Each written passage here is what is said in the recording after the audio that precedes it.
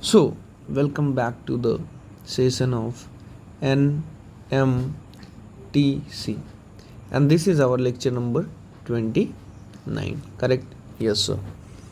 So, we were discussing a few questions. Correct? So, in that series, we are going to discuss a little bit more number of questions. Question ये है कि x का power 999 plus x का power 998 plus x का power 997 plus ऐसे ही क्या आएगा x का पावर 996, ऐसे ही x का पावर 995, ऐसे ही सर कब तक है x का पावर 2, फिर आता है, फिर x का पावर 1 आता है, फिर x का पावर 0 का मतलब 1 डिवाइडेड बाई, डिवाइड करते हैं इसको, x का पावर 9 प्लस x का पावर 8, फिर क्या आएगा x का पावर 7 प्लस ऐसे ही आते जाता है, फिर क्या आता है x का पावर 2, फिर आता है x का पावर 1, फिर प्लस 1। तो बोलता है जब हम इससे डिवाइड करते हैं तो रिमाइंडर क्या आएगा, आप बताइए। रिमाइंडर क्या आएगा ये बताना है। यदि आपसे बनता है तो बनाइए, और नहीं बनता है तो वीडियो को ध्यान से देखिए, ठीक है। और समझ में आता है तो कमेंट में जरूर लिखिए, है ना, ठीक है। अब देखो बात समझो, यहाँ पे मैं एक डिस्कस कर रहा हूँ कॉन्सेप्ट ऑफ जीपी। यदि आपको आता है कॉन्सेप्ट ऑफ जीपी तो आप लिख सकते हैं यस सर आई नो। देखो जीपी का मतलब होता है जियोमेट्रिक प्रोग्रेशन। जियोमेट्रिक प्रोग्रेशन, अब ये क्या होता है, देखो ये तो मेरा स्टाइल है, जहाँ पे जो कॉन्सेप्ट का रिक्वायरमेंट होगा, जहाँ पे जो कॉन्सेप्ट का रिक्वायरमेंट होगा वो चीज़ हम आपको बता दिया करेंगे, ठीक है, ठीक है। तो यहाँ जीपी के बारे में हम बताने जा रहे हैं। देखो जीपी होता क्या है, जीपी ज्योमेट्रिक प्रोग्रेशन ऐसे प्रोग्रेशन को कहते हैं जिसमें जैसे 1 लिखे, 1 से मल्टीप्लाई कर दो 2 तो क्या बन गया 2, फिर सेम ही से मल्टीप्लाई करना है मतलब 2 से, 2 2 जा 4, फिर 2 से मल्टीप्लाई कर दो क्या बन गया 8, फिर 2 से मल्टीप्लाई कर दो क्या बन गया 16, फिर 2 से कर दो 32, फिर 2 से मल्टीप्लाई कर दो तो कितना हो जाएगा 64। तो यदि कोई बोले कि कहीं लिखा है 1 2 4 8 16 32 64 तो ये किस में है, तो आप बोलेंगे सर जीपी में है। किस में है सर, जीपी में है। तो आप क्या सोचे कि सर ये टर्म 1 था, ये टर्म 2 था, ये टर्म 3 था, ये टर्म 4 था, ऐसे ही काउंट करोगे तो कर लोगे काउंट, ये टर्म 6 था और ये टर्म 7 था। सर जब भी आप टर्म 2 को टर्म 1 से डिवाइड करोगे तो वैल्यू कितनी आएगी 2/1, वैल्यू कितनी आ गई सर 2। ऐसे ही यदि हम आपसे पूछे टर्म 3 को टर्म 2 से डिवाइड करो कितनी वैल्यू आएगी, तो देखो करते हैं, टर्म 3 बाई टर्म 2 4/2, वैल्यू कितनी आ गई सर 2, करेक्ट। फिर कोई बोलेगा सर यदि हम टर्म 4 को टर्म 3 से डिवाइड करें तो क्या होगा, तो 8/4, वैल्यू कितनी आ गई सर 2। वाह। तो कोई बच्चा बोलेगा सर टर्म 5 को टर्म 4 से डिवाइड करेंगे तो क्या होगा 16/8। सर वैल्यू तो कांस्टेंट आ रही है, जो वैल्यू यहाँ आ रही थी वही यहाँ आ रही है, वही यहाँ आ रही है, वही यहाँ आ रही है, करेक्ट। तो जब आप अपकमिंग टर्म के पहले वाले टर्म से डिवाइड करते हो और इस रेशियो की वैल्यू सेम आने लगती है तो हम कहते हैं कि क्या है, ऐसे प्रोग्रेशन को ज्योमेट्रिक प्रोग्रेशन कहते हैं। एक और एग्जांपल देखिए, ठीक है। इफ एग्जांपल ऐसे देते हैं कि यहाँ 3 लिख दिए, फिर 9 लिख दिए, फिर 27 लिख दिए, फिर 81 लिख दिए, फिर 243 लिख दिए, फिर 729 लिख दिए, ठीक। तो आप क्या करेंगे सर, टर्म 2 बाई टर्म 1 की वैल्यू कैलकुलेट करो, T2 बाई T1 वैल्यू कितनी आई सर 9/3, यानी वैल्यू आ गई सर 3। यही सेम आना चाहिए सर जब हम टर्म 3 को टर्म 2 से डिवाइड करें, है ना, टर्म 3 ये है, और यदि सेम आ गया 3 तो बोलेंगे कि यस सर क्या है जीपी है। तो सेम आया क्या, यस सर सेम आया, तो हम क्या बोलेंगे, जो गिवन प्रोग्रेशन है वो क्या है सर जीपी है, करेक्ट, यस सर। एक और एग्जांपल देख लो, एक और एग्जांपल देख लो, जैसे यहाँ लिखे ए और फिर लिख दिए A², फिर लिख दिए A³, फिर लिख दिए A4, फिर लिख दिए A5, फिर लिखे A⁻6, फिर A⁻7, A⁻8, A⁻9, A⁻10। अब आपसे पूछा जा रहा है क्या ये जीपी है, तो आप क्या करेंगे सर टर्म 2 बाई टर्म 1 करते हैं, है ना। तो आइए टर्म 2 बाई टर्म 1 की वैल्यू क्या होगी सर A² बाई A, यानी वैल्यू आ गई A, है ना। सर टर्म 3 बाई टर्म 2 करके देखिए, यदि सेम आ गया, है ना, आ रहा है क्या ये, यस सर आ गया ये, जो कि पहले भी आया हुआ था, करेक्ट। तो हम बोलेंगे कि जो गिवन प्रोग्रेशन है वो क्या है सर जीपी है, ठीक है, यस सर ठीक है। सर मेरे को अब समझते हैं जीपी पहचानना तो आ गया, सर क्या इफ मेरे को ऐसे रहे तो 3 रहे, है ना, 3 नहीं ऐसे ले लो, 2 रहे, 4 रहे, 8 रहे, 16 रहे, 32 रहे, लेकिन अब ऐसे ये ना लिखा रहे, अब ऐसे लिखा रहे 2 + 4 + 8 + 16 + 32, तो इसकी वैल्यू क्या होगी सर, इसकी वैल्यू क्या होगी सर। तो ये तो कम नंबर टर्म है, तो आप तो ऐड कर देंगे 2 + 4 6, 6 + 8 14, 14 + 16 30, 30 + 32 62 आप लिख देंगे, करेक्ट। लेकिन सर यदि बहुत सारा टर्म आ गया तो मतलब सर यदि ऐसे आ जा 4 12 36 108 324 972, है ना, फिर आ जाए 2916, अब कैसे ऐड करेंगे। तो हम देखेंगे पहले ये जो लिखा हुआ है क्या ये जीपी में है कि नहीं।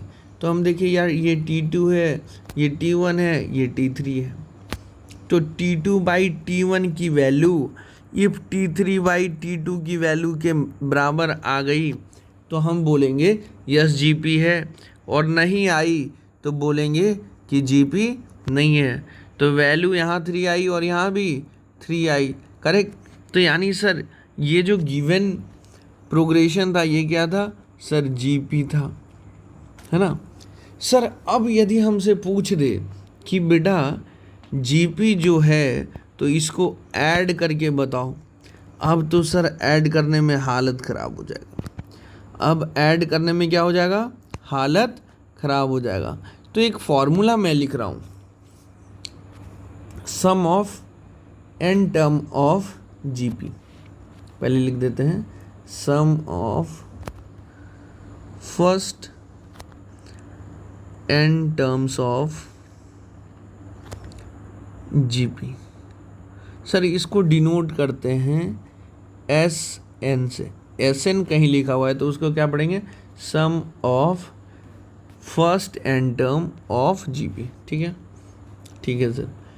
एस एन कहीं लिखा हुआ है तो ये जीपी में इसकी वैल्यू क्या होती है सर, तो एस एन इक्वल टू होता है ए, बताएंगे ए क्या है, इंटू 1 - r का power n divided by 1 - r। अब सर ये क्या क्या लिख दिए, एस एन तो यहाँ पे डिफाइन की कि एस एन क्या होता है, ए क्या होता है, तो हियर ए को बोलते हैं first term of GP, first term of GP, ठीक है, ओके सर। सर आर क्या है, sir R is the common ratio. R क्या है सर? आर जो है वो कॉमन रेशियो है। सर एन क्या है? एन है नंबर ऑफ टर्म्स। एन क्या है सर? Number of terms. तो यानी सर यदि हमको sum of first N term find out करना है, यानी एस एन की वैल्यू फाइंड आउट करनी है, तो हमको क्या क्या पता होना चाहिए? फर्स्ट टर्म पता होना चाहिए जीपी का, कॉमन रेशियो पता होना चाहिए जीपी का, और जीपी में कितने नंबर ऑफ टर्म्स है ये पता होना चाहिए। यदि ये तीनों पता है तो हम इजीली फाइंड आउट कर सकते हैं sum of n terms of GP by putting the values of A, R and N in these formula। ठीक है, तो ये फॉर्मूला आपको क्या रखना है सर? सर याद रखना है। ये फॉर्मूला क्या रखना है सर? सर याद रखना है। ठीक है, यस सर। अब देखो, जैसे इस वाले क्वेश्चन को सॉल्व करना चाहते हैं, तो इस वाले में देखेंगे हम, इस वाले क्वेश्चन में देखेंगे कि यार फर्स्ट टर्म क्या है। आप देखिए इस वाले में फर्स्ट टर्म क्या है, तो आप बोलेंगे यार फर्स्ट टर्म तो ये है ना, T1। तो ए को बोले थे फर्स्ट टर्म ऑफ जीपी, यानी ए इज इक्वल टू हो गया 4। सर ये कॉमन रेशियो किस बला का नाम है? तो कॉमन रेशियो आप फाइंड आउट कर रहे थे, रेशियो उसी को आर, यानी सर T2/T1 की वैल्यू कितनी आ जाएगी? 12/4। वैल्यू कितनी आ गई सर? 3। Very good. अब क्या बोल रहे हैं यार, n क्या होगा? n का मतलब है सर नंबर ऑफ टर्म्स, यानी काउंट कर लो 1 2 3 4 5 6 7, 7 नंबर ऑफ टर्म्स है ना। तो नंबर ऑफ टर्म्स हो गए 7। नंबर ऑफ टर्म्स कितने हो गए बेटा? 7। तो यदि हमसे कोई पूछे कि इसका सम क्या होगा, तो फॉर्मूला यूज कर लेते हैं, S N equal to A into 1 minus R का power n divided by 1 minus R. A की वैल्यू क्या है? 4। 1 माइनस आर की value 3 upon 1 minus R. n की जगह क्या लिखना चाहिए था सर? 7 लिखना चाहिए था, 7 लिख दिए। तो ये क्या हो गया? 4 इंटू 1 माइनस 3 का पावर 7 डिवाइडेड बाई -2। इसको ऐसे भी लिखा जा सकता है सर, 4 इंटू 3 का पावर 7 -1/2। 2 2 4, यानी कितना आ गया? 2 इंटू 3 का पावर 7 -1 इज आवर आंसर। बात समझे? जब इसको आप ऐड करेंगे तो इसका आंसर ये आएगा। समझिए कि कैसे फाइंड आउट करना है बेटा? 100% समझ गया बेटा?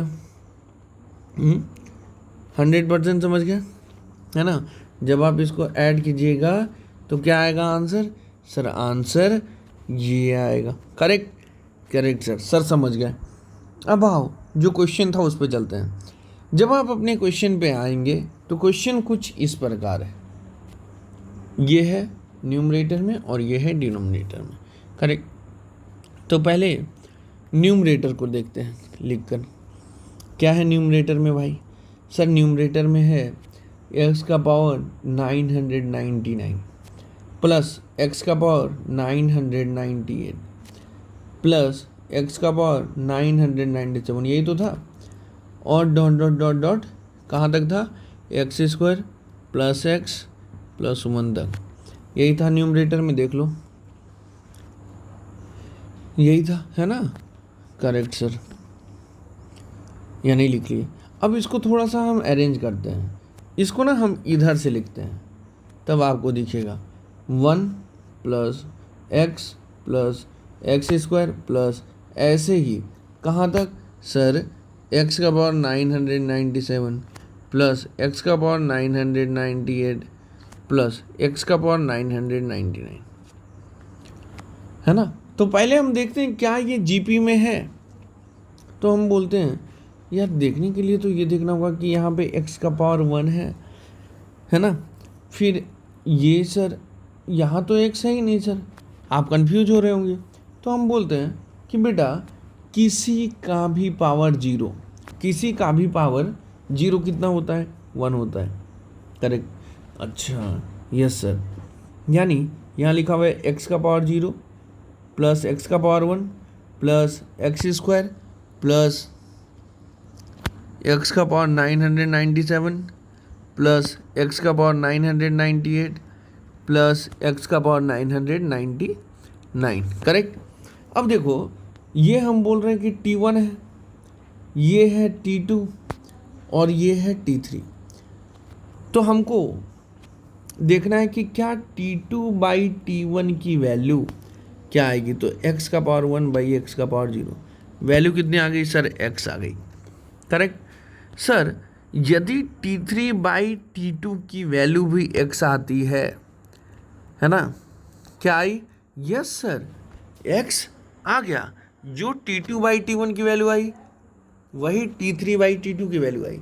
यानी सर ये जो सीरीज था, ये प्रोग्रेशन, ये क्या था, जीपी था।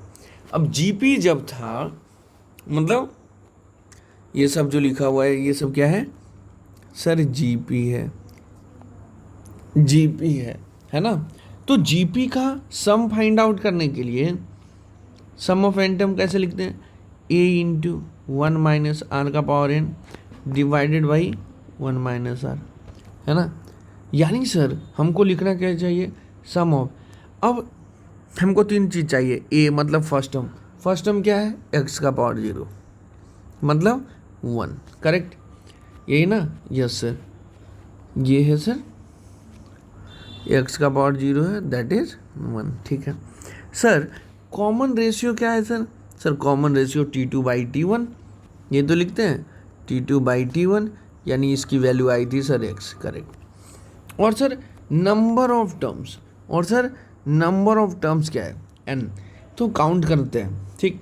ये देखो पावर को देखो 0 1 2 997 998 999, एक तरीके से चल रहा है ऐसे, कैसे, यहाँ लिखते हैं पहले 0 फिर है 1 फिर है 2 फिर क्या आएगा 3, पावर को बस लिख रहे हैं 4 5 6, ध्यान से देखिए ऐसे ही आता है x का पावर, फिर ऐसे ऐसे डॉट डॉट डॉट, यदि आपसे बोलते तो 997 998 999, करेक्ट।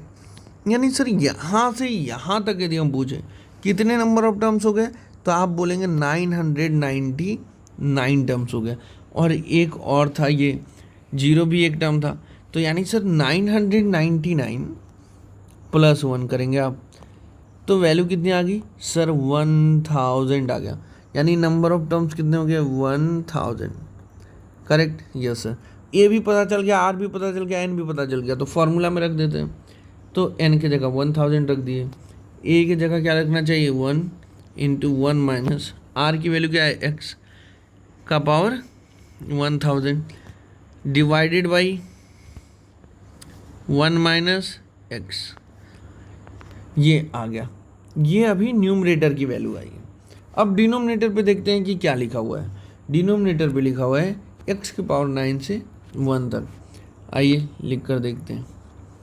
x का पावर 9 है, फिर x का पावर 8 है, फिर x का पावर 7 है, ऐसे ही कब तक है सर, x स्क्वायर है, फिर x है, फिर 1 है। इसको भी थोड़ा रीअरेंज करके लिखते हैं, तो आप लिखेंगे ऐसे 1 plus x square plus x का पावर 3, ऐसे ना। फिर यहाँ लिखेंगे x का पावर 7 प्लस एक्स का पावर 8 प्लस एक्स का पावर 9।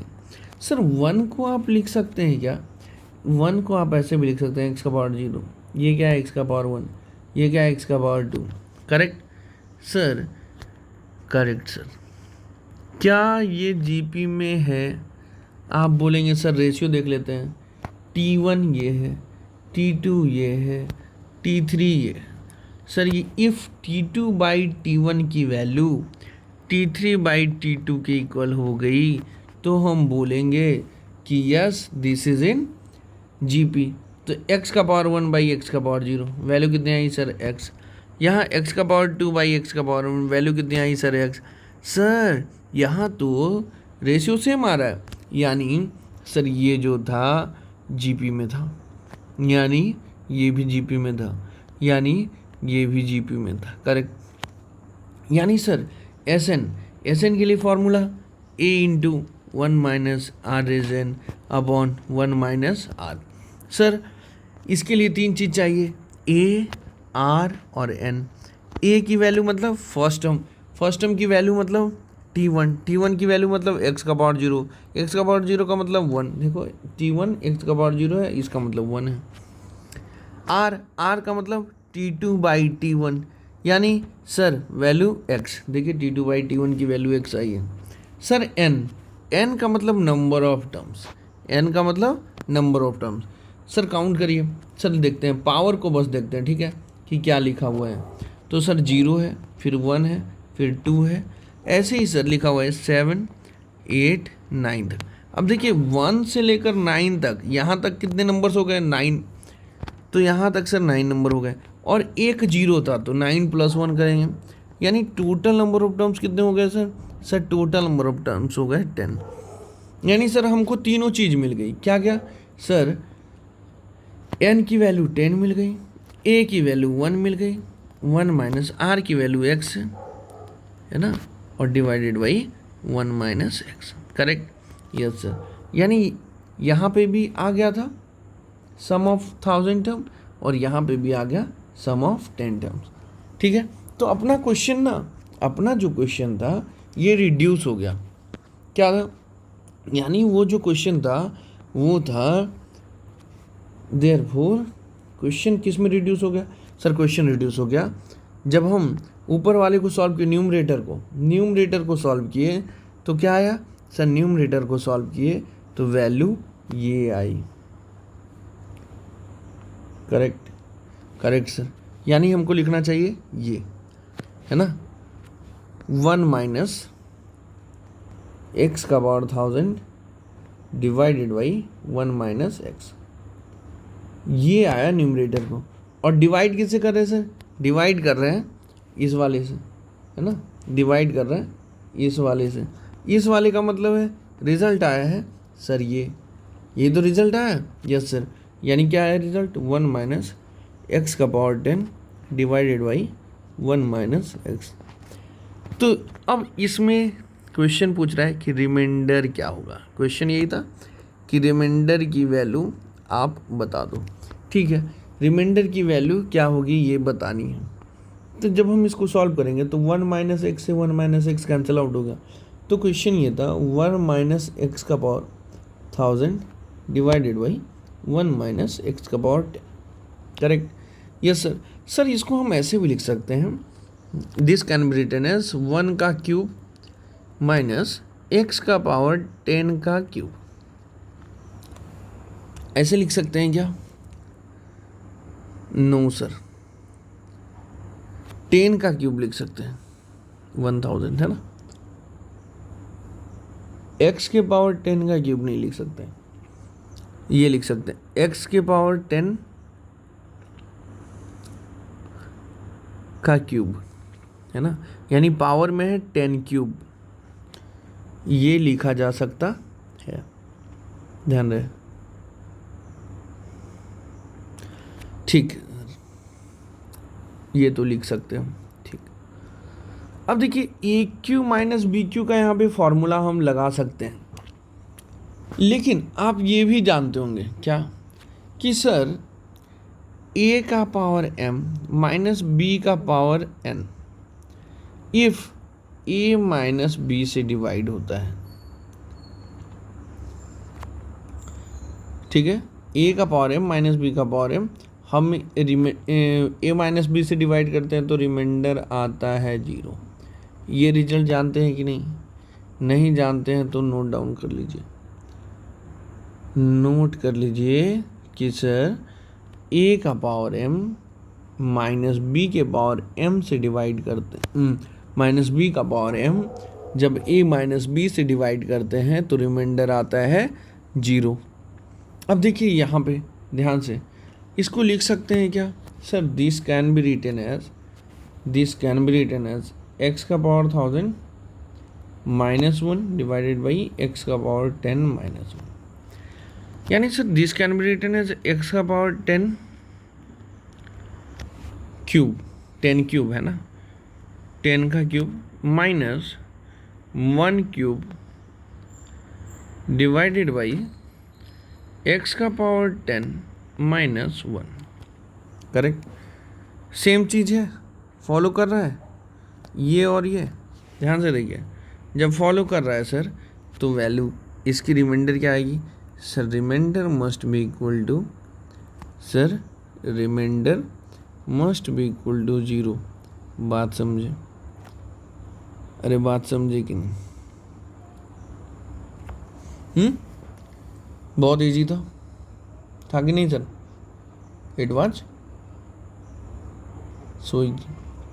तो बेटा जब भी ऐसे क्वेश्चन आए तो आपको देखना है कि क्या जो प्रोग्रेशन लिखा हुआ है वो कहीं ज्योमेट्रिक प्रोग्रेशन तो नहीं है। और ज्योमेट्रिक प्रोग्रेशन के लिए बस एक ही चीज़ ध्यान में रखनी है कि ये जो कॉमन रेशियो है ना, रेशियो जो T2/T1 आप करते हैं, रेशियो जब आप T2/T1 करके निकालते हैं तो ये रेशियो हमेशा सेम आनी चाहिए। देखिए, रेशियो हमेशा सेम आनी चाहिए, है ना? तो हम बोलते हैं कि यस